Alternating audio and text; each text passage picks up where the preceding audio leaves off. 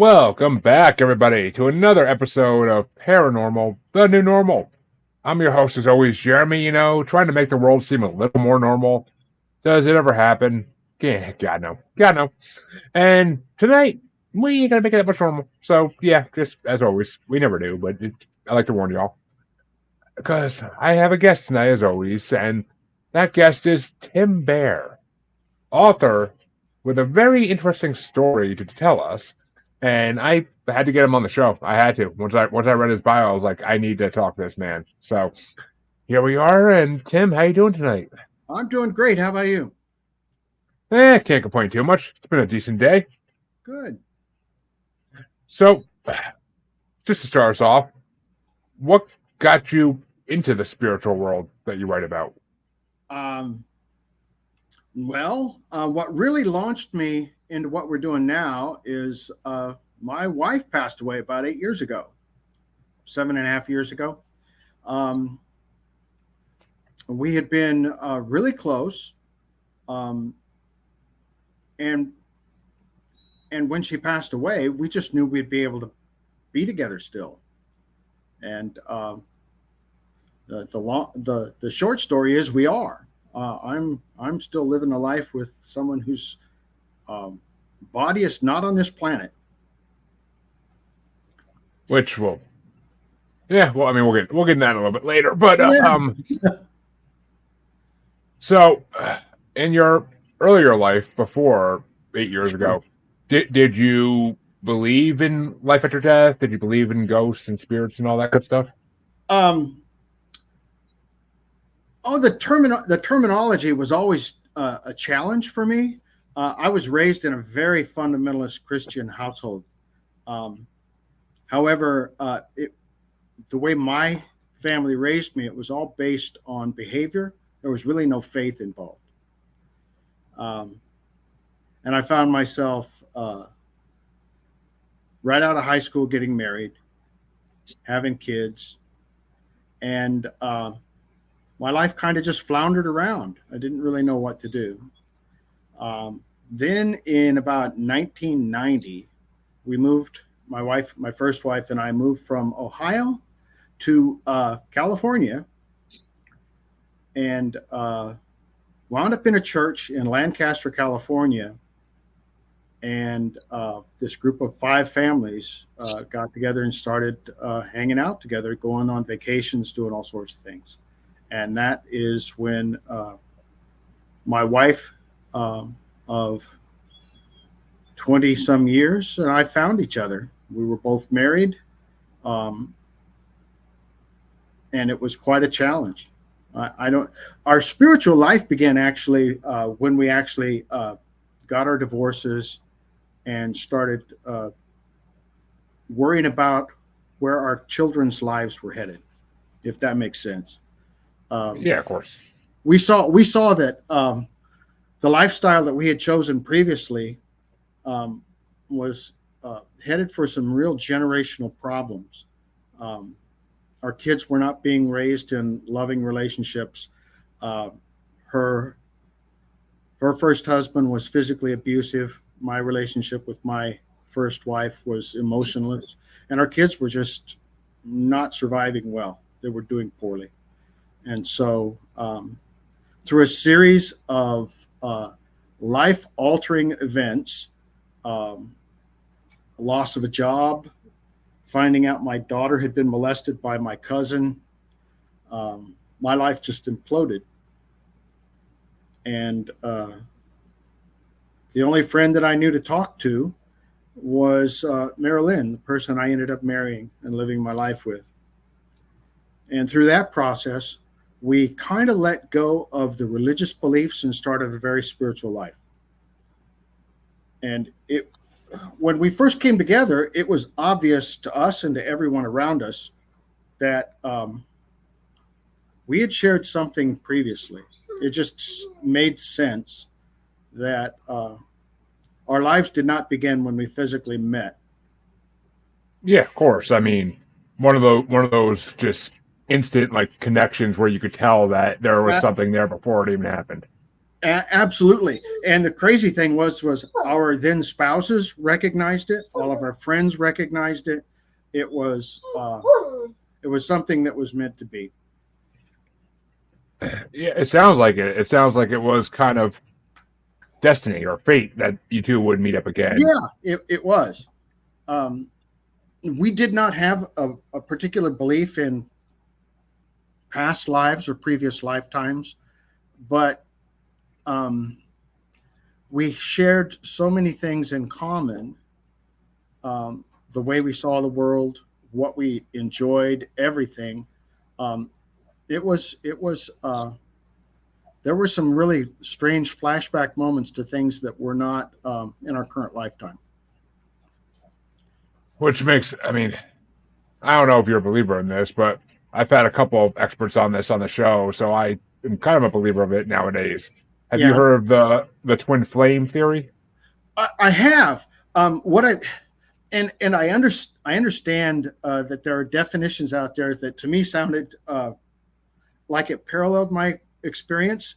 But what I found for me is the more I try to define exactly what occurred and pigeonhole my experience, the less understanding I have about it, almost, if that makes sense. It does make sense because, I mean, it's anything that goes into past lives or just time in general is wormholes, and you're going down these wormholes, and you're just gonna lose yourself in an even deeper wormholes of different segments of it. It's Yeah, just the way it goes. It's just the way it yeah. goes. Yeah. It was. Sorry, my oddly my TV just decided to come on. Things like this happen to me all the time. Do you live in a possessed or haunted house by chance? No, no, I don't.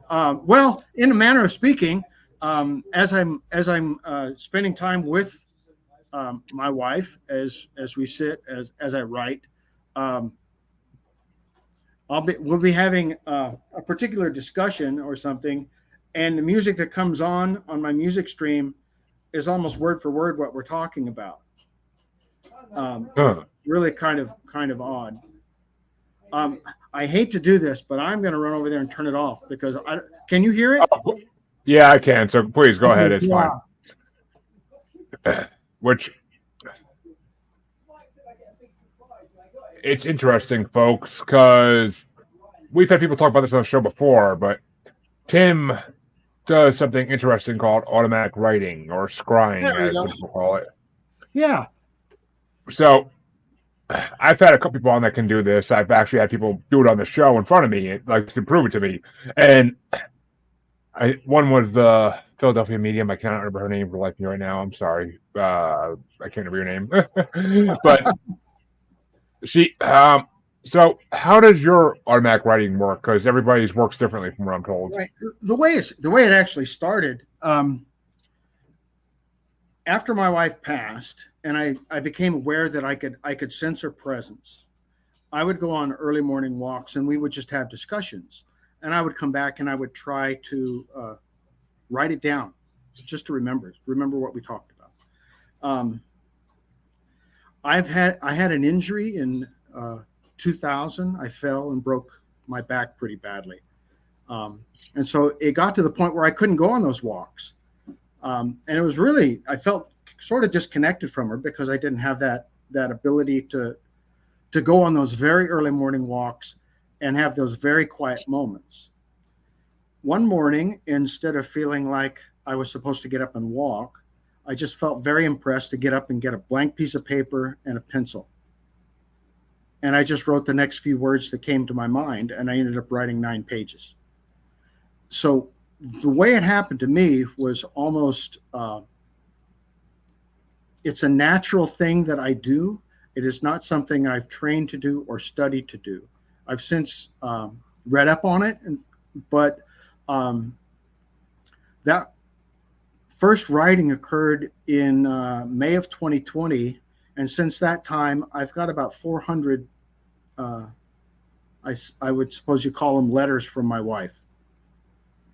And it can be anything from um, guidance on how to deal with our kids.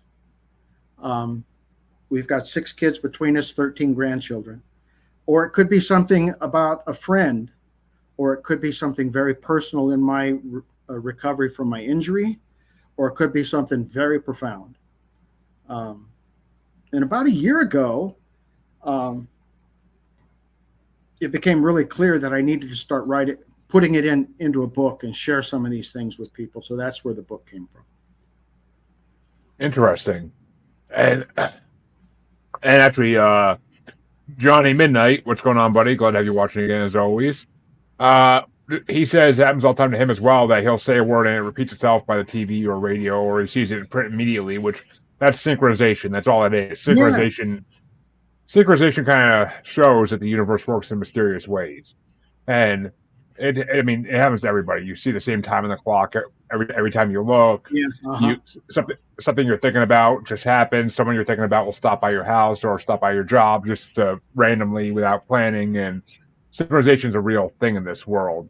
So, yeah, Johnny, that's what you're talking about, and we all experience that to some degree. But I mean, as far as the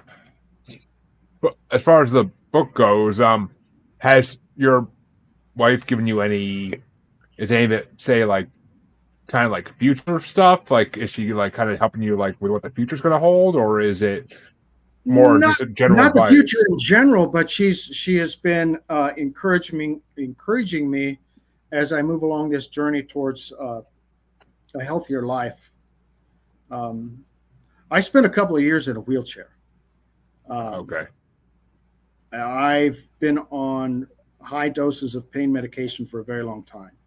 Um, and she's been telling me for years now, 3 or 4 years, that I would experience life without pain. And that was really hard for me to understand. But it's coming true. I'm not taking pain medication anymore. Well, that's a good thing. That's Yeah, definitely a good thing. it's a real good thing.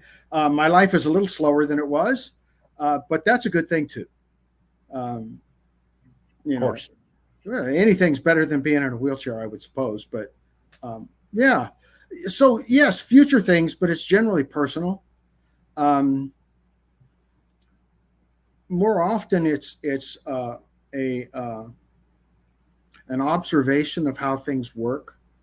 Um, why it's easy for me to do this.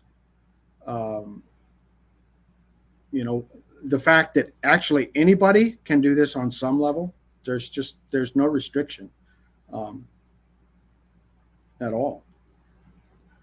So, with the automatic writing for you, do you just sit in front of a pen and paper and she just talks to you and you just automatically are writing down like what she says, free form kind Yeah, of? pretty much. So I don't write every morning, but there are mornings when I just feels really compelled to just pick up a pen. And Yeah. sometimes it almost seems redundant for a minute or two, like it's something we talked about before. But then she'll launch into something, like I say, about our kids, um, giving them encouragement for a situation that they're experiencing, um, or something profound about life in general, uh, something having to do with the experience of being what it is to not be a physical being anymore. Um, So, which actually I was going to get to this eventually, but you just kind of gave me a good segue. Does she give you any glimpse into what the afterlife is like, or? yeah, in a manner of speaking, you know, everybody's got, well, not everybody, but those who are in this world of spirit communication are quite often a little bit governed by their beliefs or the system of beliefs that they were raised in, uh, and that comes through in vocabulary a lot. Um, so I'm still restricted in a real sense by the vocabulary of my youth, but I believe that uh, my understanding of her existence and how she's explained it to me is that first, time and physics are completely different. That it allows, from my perspective, that she can be in more places than one at a time. But that's because my perspective is limited. So she can be encouraging my grandchildren at the same time she's talking to me. In my experience, that would be in my view of what time and physics are. What I mean, it does make sense to some Yeah, degree because we all that's been a long believed thing in the afterlife is that you're not held down to be to any of the rules of physics as we know them. But right. which why would you be? I mean, it'd be kind of cruel to have to be in spirit form but still have to like do everything a human Yeah, does. have to walk to the bathroom every, that would be no fun. Exactly. Yeah, so yeah, there's that. There are things I can experience in quiet moments pretty much her entire existence. The problem is I'm stuck with language and I can't explain it. If that makes any sense at all. It does because I mean we're not meant to be able to I know what I happens. can experience it. I can experience it. I can't explain it. And that just seems I don't know. Maybe for somebody who does write books, that may be not the best plug for my work, but but it's the truth. Now through the book, you get a really good sense of where we came from, what my experience was to get to the point where I could converse with her, and what it's like afterwards. Now this first book, I told you I had about 400 interactions with her that I've written about. The first book uses about 14 of them. Jesus. And the bulk of the book is trying to explain what she's talking about in those 14 letters. If in a letter she says, "Remember when we did this," I need to explain what this was. Well, of course, yeah. So there's a lot of that. The next few books are going to be a lot more, a lot less explanation and a lot more of her, if that makes. It does. It does make sense. And I mean, just out of curiosity, do you have a plan for how many books you're planning on writing, or is it just I up in have the air at this point? I have several medium friends, and the first time I met each one of them, they told me that I would be writing at least 6 books. Well, I mean, with 400 letters, yeah, that definitely could happen. Yeah, and the fact that when I first started writing, it needed to be in the morning. So I would wake up. It would be very quiet in the house. I'd make a cup of coffee. I'd go sit in the front room and feel like I needed to write. It's gotten to the point now where we could be done with this podcast, and I could go sit down and write now. So the access to more information, it's easier. It's actually more profound isn't accurate because it's always been pretty mind blowing, but the subject matter has changed more from my health and things like that to what existence is like, and how the transition from where she was to where she is actually a wonderful thing. So, is there a favorite letter of yours in this first book that she wrote to you, basically? Like, is there like one that actually like stands out the most to you? Let's see. I think so. Let's see. Trying to think. There's one. This is the thing. I started to read this again just to remind myself of what I've done, and I don't know if it's the emotions of having gone through this life, or if it's the emotions of actually having to review it and write about it. But it's hard for me to actually sit still and read this book. I have a real hard time. There's one letter It's on page. The chapter begins on page 195, and it talks about the title of the chapter is "Where Have You Been?" And it talks about all the different the actual letter talks about all the different times in our physical existence where life ebbed and flowed enough that, well, maybe for a period of time I was on so much pain medication that I was literally out of it. I had a hard time staying awake. So as I would come out and go from those times, this theme of where have you been kept coming back, and we kept finding each other, even though we were, I don't know how to say it exactly. We are basically two aspects of the same thing. We share a perspective on the same being, I suppose. But physically, my injury took me away from that for a while. And as I began to feel better, I would come back in, and that would be a moment where this thought of, here you are again, where have you been? The words, where have you been, I've missed you, were the actual first words I heard from her after she passed.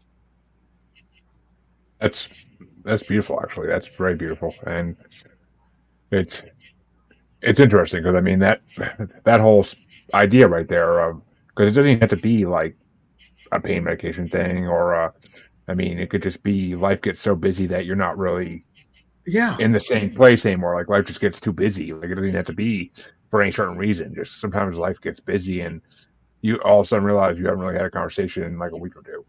Yeah. I mean, like I said, the first time after she passed, we had planned. She had been ill for 15 months. We knew she was going to die. We knew it. And we just assumed that we would be together afterwards. We didn't plan on how that would work. We just assumed we would be able to do it. So about a week after she passed, I started thinking, hey, I'm supposed to know how to do this, and I don't. And through a series of little events, I felt, well, maybe I need to go back to where our spiritual journey began this lifetime. And so I started searching for the book on tape that we had listened to when we first started spiritual journey. And it took a little bit to find it, but I actually downloaded it and put in some earbuds, went outside to get the house ready for a memorial service.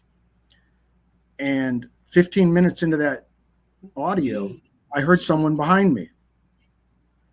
And I thought it was the neighbors. We're in a busy neighborhood. Yeah. And I didn't think too much of it.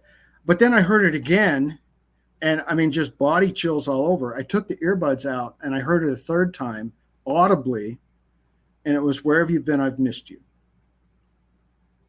Well, I mean, you found the link to get back to it pretty fast. Yeah, a lot yeah. a lot faster than most people will.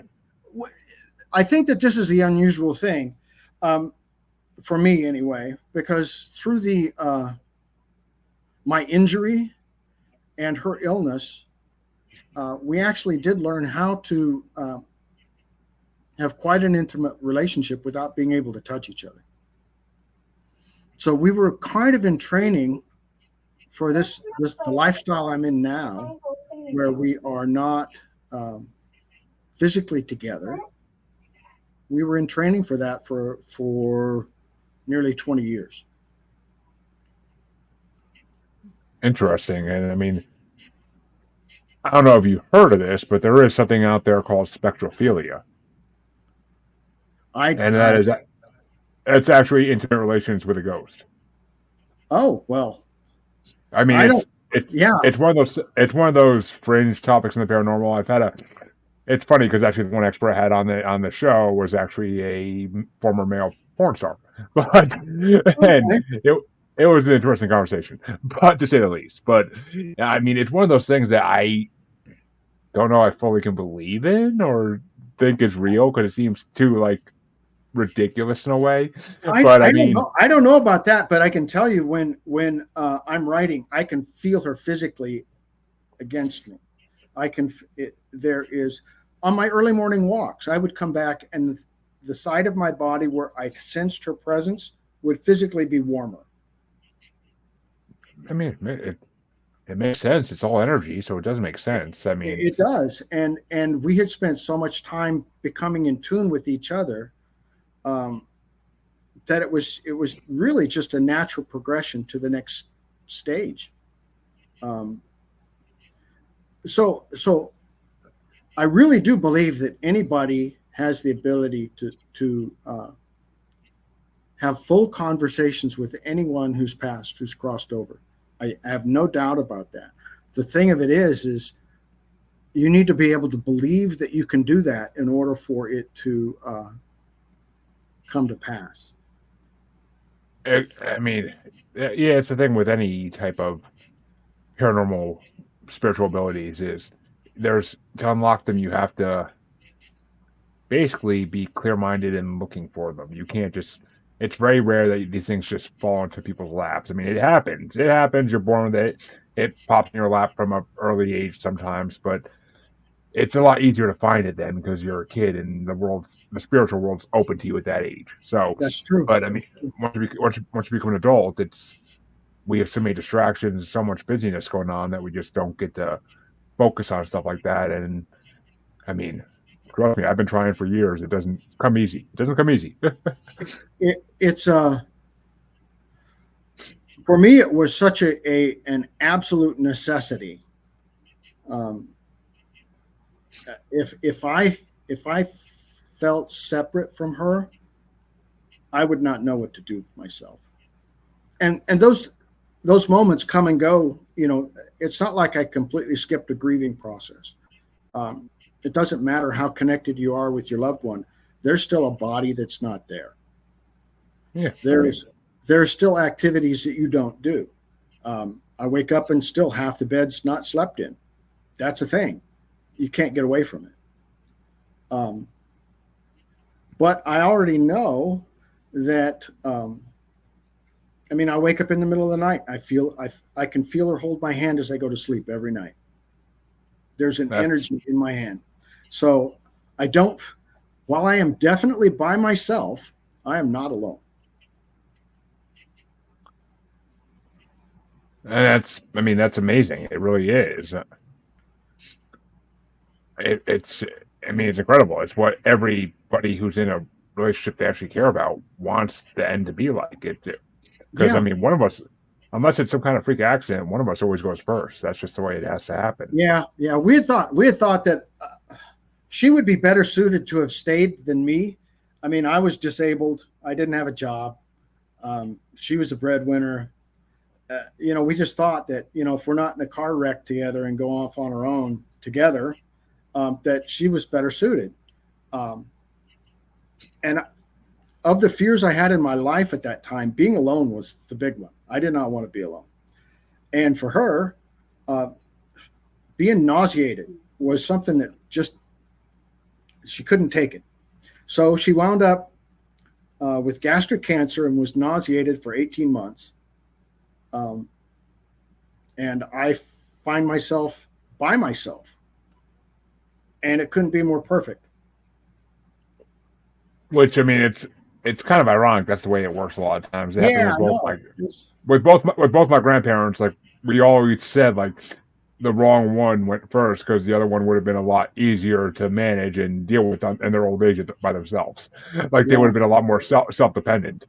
But things happen for reasons, and we can't do anything about that. right. And I mean, it's just you gotta.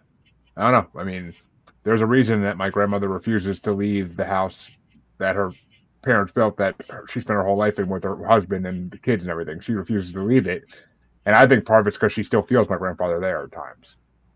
I wouldn't doubt it. That's a real thing, and it's good. It's wonderful. Um, Sometimes it's not easy to express. So there are a lot of people who feel these kind of things that don't have the tools to talk about it, Of course, I mean, or the or as the or the courage, because you can be looked at like you're not quite totally there. There's always going to be those people who believe that type of Yeah, thing. Anytime you say anything slightly out of the ordinary, but I mean, and like the show's called, the paranormal is the new normal because stuff like this, we you wouldn't be on a show talking about something like this 10, 20 years ago. It just wasn't something that people talked about, or I mean, unless it was like on Coast to Coast with Art Bell or one of yeah, those random offshoot shows that actually existed. But other than that, like you didn't go on regular radio shows or regular TV shows like talk shows to talk about this type of stuff. Like it just maybe Oprah, maybe I don't know, but yeah. it's just I mean it's one of those things. It's so in your future books, what's the plan for them? Is it just going to be more stories about the two of you together, or is it going to be stories that are lessons for that are for others? It'll probably be a combination of both. The next book,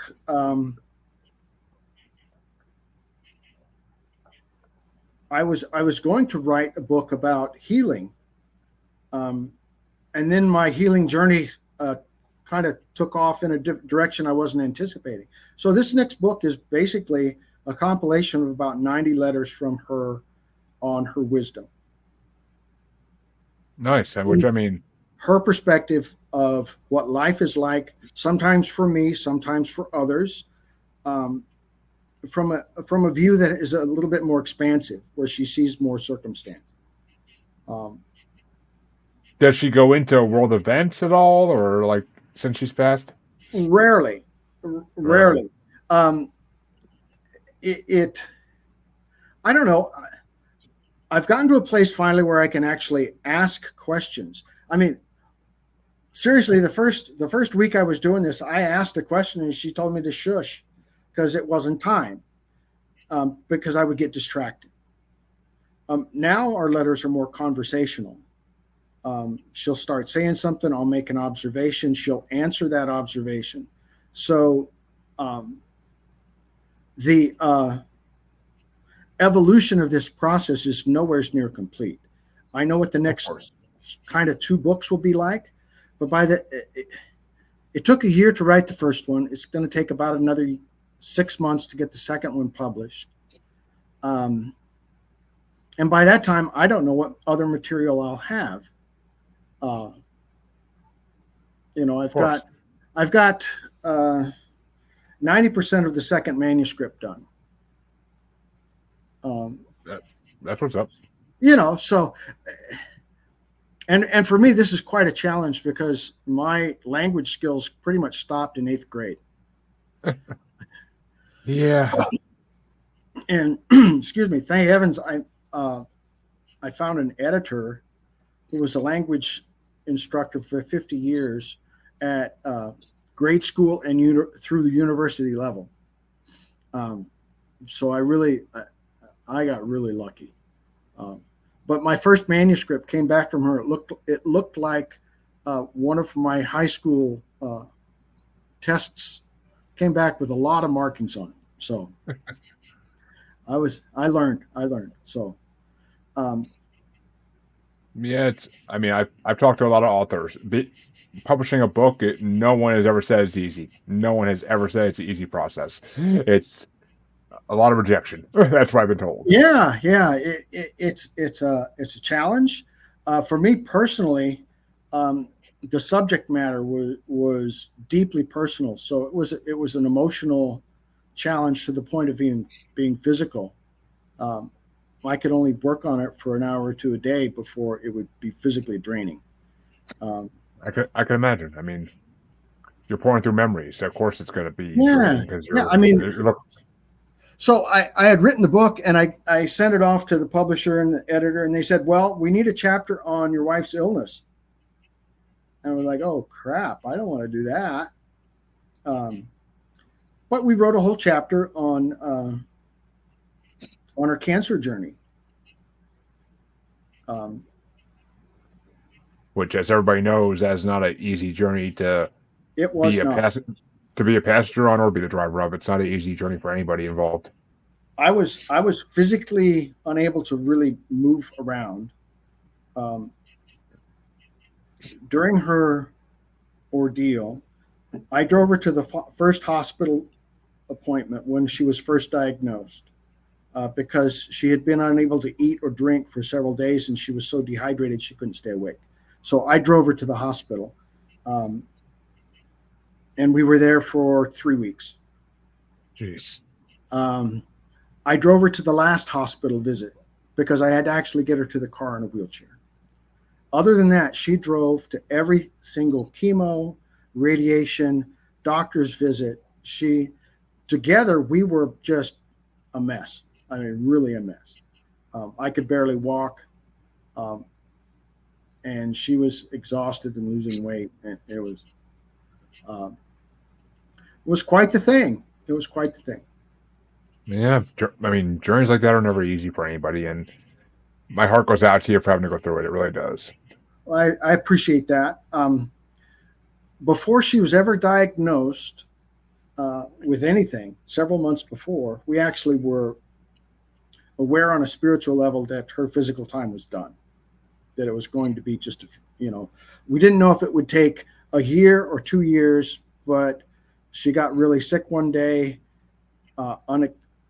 with no explanation. She just started to vomit, and we just knew. We just knew. And so I was able to, through that process, go through the grieving. We went through grieving together. She helped me plan my physical life without her. I was just thinking about this the other day. She actually wrote the check for her memorial service. Which that does happen, but yeah, it's like we were sitting there talking to the people. We knew that she was going to be gone in a few months, and she was still the boss. So, well, I mean, if you're going to go out being the boss. That's the best way to do it. Like, absolutely, and in charge for your final day. in a very real way, she's still the boss. I mean, it's true. I have to do the physical part of it, but I'm glad to have somebody that has a better perspective than I do, counseling me on every decision. Are there any particular? Oh, actually, wait. This is actually a better question than what I was going to ask anyway. Does she ever like to, poke fun at you when she's having you write the letters? Like, remind you of things in the past she did that were foolish? Okay, so typical wife stuff. She does, but this is a simple one, and it's kind of illustrative of where I have a very large dog. I didn't want the dog. She convinced me after she passed away to get the dog. What breed? He's a German Shepherd. He's a 150-pound German Shepherd. He's a very big guy. And it turns out he's been really helpful. I'm sure. I mean, I got two North American Mastiffs, and so I know what it's like to have big dogs. And yeah, he's carried a case of Gatorade. My mailbox is 100 feet away from the streets, 100 feet from my front door. He's carried a case of Gatorade for me. Jeez, my dogs are too stupid to do that. But having a smart dog is not all it's cracked up to be. At any rate, so we play Frisbee every morning. And, I'll go out and play Frisbee. I'll come in and write. And she'll be razzing me about how poorly I throw a Frisbee. It's not the dog's fault you can't catch it. You're throwing it poorly. So there's a lot of back and forth. I was working in the garden one day, and I was thinking out loud, it would really be nice if I had some help here. Why don't you get your hands dirty? And it was just quick as could be. I don't have hands. I like the wit behind that. Yeah, it's like, I don't have hands. So very little has changed. What has changed is she's not driving me around to do stuff, and she's not participating in the physical aspects of things. I sense her with me, but naturally she's not stirring the pasta. I'm doing that. Yeah. But if I get distracted, I will get a reminder to go check on the pasta. which is helpful, which It is very is. helpful. It is. So I don't know if that answers those kind of It questions. does. I mean, No, it there's does. some personal things that I just probably will never share, but, Oh, no, but I don't blame you. I don't blame you. yeah, but in general, yeah, she's got the same sense of humor she always had. Um, Which is great. I mean, it just shows that after death we don't change. Our personalities stay the same. Absolutely. And to me, that's one of the things that makes me know that this is real. A lot of people ask me how I know. Well, while we were incredibly close, we were still two separate people with different ideas and ways of expressing it. So if I were to sit and write you an email, it might take me an hour to write 3 paragraphs.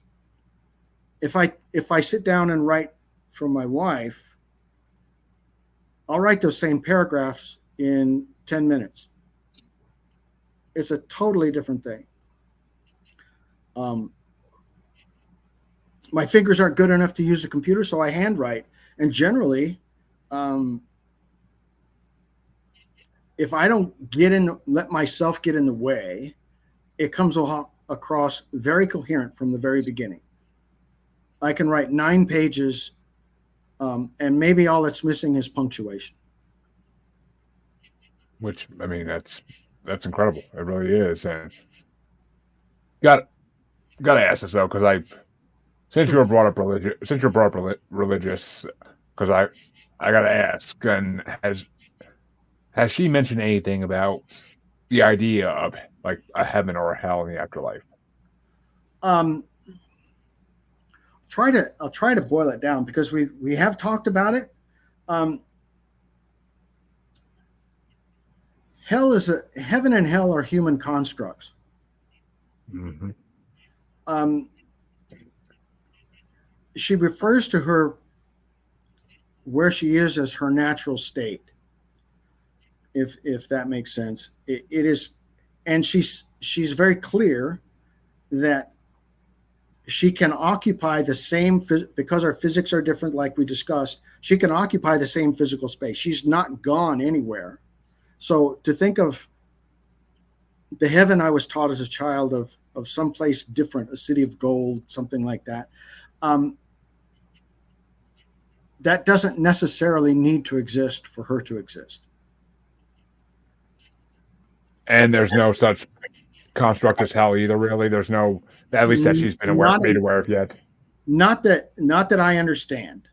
Now, I know that can rub people the wrong way, Man, but I've not experienced anything in our relationship, either before she passed away or since, that would make me believe that, if you do something that the world sees as bad, that you're going to go burn in hell forever. which I mean, I can, I am very anti-organized religion in my state, in the state I'm in now, because I people can believe what they want to believe. I'm not going to hate on them for anything, but I'm against organized religion completely because it just, as you said, they're human constructs used as fear mongering techniques, in my opinion. Yeah, I was thinking about this actually yesterday, about how much of my early life was solely based on fear. We didn't behave right because it was the right thing to do. We were petrified that first we would get in trouble at home and that we would go to hell for it. Yep. So everything was based on that, and that's what we didn't want our kids when we first came together. That's what we didn't want our kids to have to grow up with. I don't. My kids are several of them are very much into organized religion, and that's a wonderful thing for me. But it's because they chose it, not because they're like my great grandfather and Yeah. following a generational path that they had no choice in. Yeah. Which I mean, it's funny how things change in 30 years' time because 30 years ago, the idea of not going to church was foreign to me, right? The families that did that, my friends' families that did that, they were the families that our parents let us hang out with them, but it wasn't exactly kosher.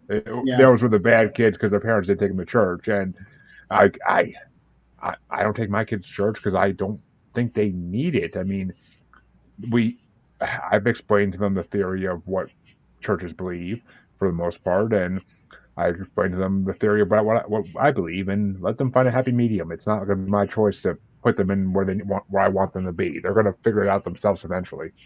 Uh, that's very true. That's very true. I mean, yeah, I mean, if they want to go to church one day when they get older, then fine. I gladly would drive them. I don't care. It's it's their choice. It's just I don't want to. I don't think it should be pushed on anybody. I really don't. That And as scary as that might be, that America is trying to get back to that, I don't freaking know. I mean, I don't think it's a good thing to push people into anything that they don't want to be a part of. I think some of our smartest people are kids. So let them Yeah, figure it out. 100%, 100%. And the last question I'll ask, because I have to ask this. Sure. Anybody who communicates with the Beyond, I have to ask this. What do you and well your wife believe about reincarnation?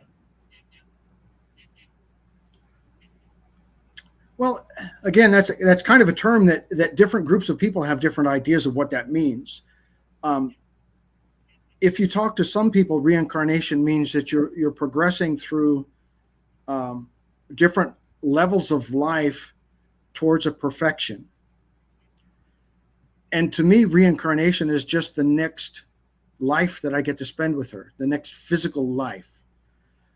Um, we realized a long time ago that we had been together previously. And so the journey was, well, if we'd been together before and we're together now, why can't we be together in the future, in some future existence, whether it's in a physical life or in an afterlife where maybe we're beings of light or however you choose to describe it. But for me, reincarnation just means the next step. If I if mean, that, if that makes yeah, sense. yeah, it does make sense. I mean, the first theory of reincarnation you said, like about having goals to get to that almost to like a heaven type place or some Uh-huh. kind of reward. That is one of the main theories of what reincarnation is. But I mean, it's also been hypothesized on this show and others that reincarnation just means some people believe it's voluntary that you get to choose if you want to do it again and if what you want to be, whether it be human, animal, non-human species, whatever you want to be. Because I mean, these people also believe in extraterrestrials, ultra-terrestrials, Mm-hmm. that type of stuff.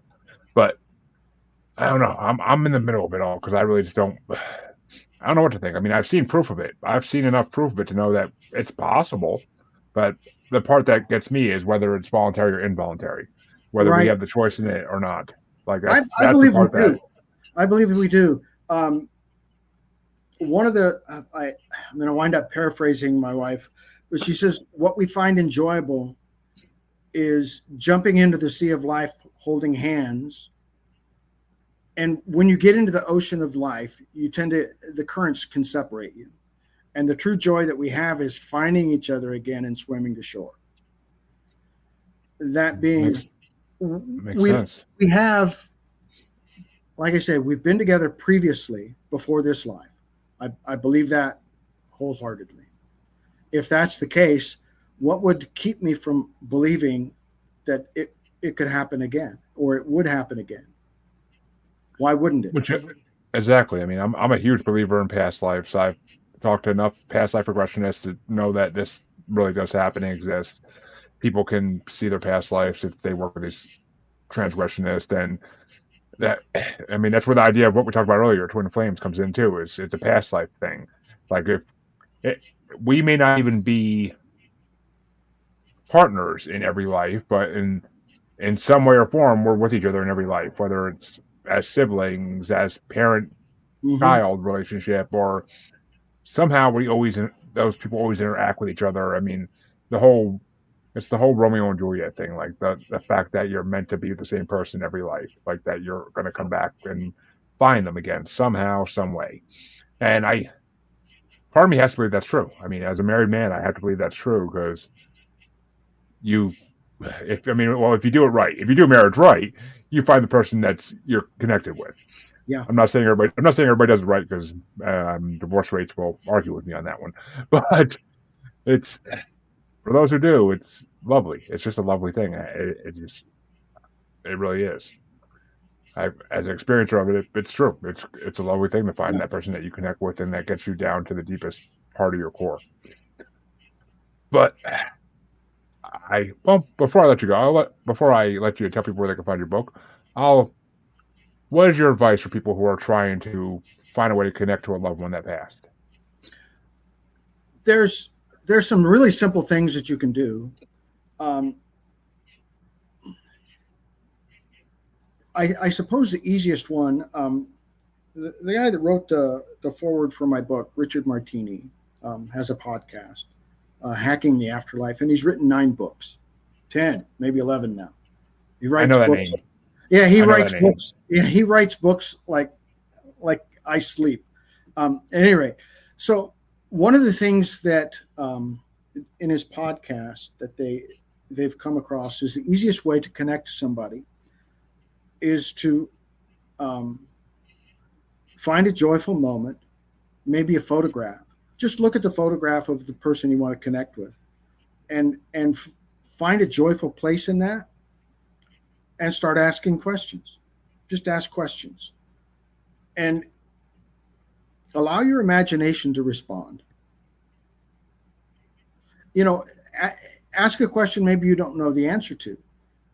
Um, I like that. and maybe you don't get a response right away. Maybe not. Maybe it's a year from now. Maybe it's a week from now. But sooner or later, you'll actually hear a response before you formulated the question. As creepy as that sounds, yes, I mean that would be Yeah. amazing. So you like, um, it works. For me, when I was first getting started, I made sure that I looked at a few pictures of my wife before I wrote. Some before I knew some of the photographs I had were before I knew her. Um, some of them were of joyful moments that we had had together. But it really does open you up as a channel, as as someone who's open enough to communicate and hear. It has a lot to do with how much you believe, but just allow that it's possible. You don't have to be like standing fully in the, I'm a medium camp. Just allow that it might be possible, and it probably will. Well said. Well said. I like that, and that's a good way to leave the episode. So I like it. I like it a lot. So where can people find your book, Tim? Where can they find you if they want to reach out? Just promote yourself to the fullest. Okay. I finally got my website back. TimBair6.com. You can find it there. There's a link for the book there, but it's easiest to find it on Amazon. You can order it at any bookstore, but you've got to have the Library of Congress numbers and all that kind of stuff. If you just go to Amazon, the book is called Ever Near, a series of love letters between soulmates transcending our understanding of life and death. But if you look up Ever Near and my name in any search engine, you'll probably be pulled right into Amazon. All right, and actually, I think it is true. I think I did Google you and that to find a picture of the book, and that's the first thing that came up was Amazon. So that is correct. But I want to thank Tim for coming on, ladies and gents, because it's been a great episode, very insightful, very informational, and I love these types of episodes. It doesn't always have to be the spooky episodes. It could be sometimes a more heartfelt spiritual episode, and those are the ones that my listeners tend to love. So let's go with it. You gotta go with the crowd, why don't you go sometimes? Yeah. But folks, you all know where you can find me. If you don't, shame. But check the outro. It's all there. And I will be back tomorrow with one more interview for the week before I bid you adieu to next week. Until then, have a good night, everybody. And Tim, one more time, thank you for coming on. Really appreciate it. Thanks a lot, Jeremy. Appreciate it.